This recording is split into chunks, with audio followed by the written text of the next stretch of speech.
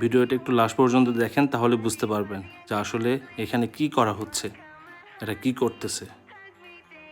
তো এইভাবে একটু সচেতন হয়ে থাকবেন, আশেপাশে চোখ কান খোলা রাখবেন, তাহলে বুঝতে পারবেন যে এরা কি কাজ করতে পারে। এই যে দেখেন, দেওয়ালের এই পাশ থেকে এই পাশে একটা কল দিতেছে, এই কলটা চুরি করতেছে তারা।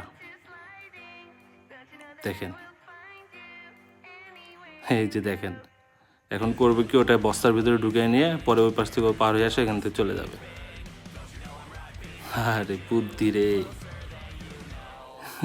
কি ট্যালেন্ট। এই যে দেখেন, এখন চলে যাবে।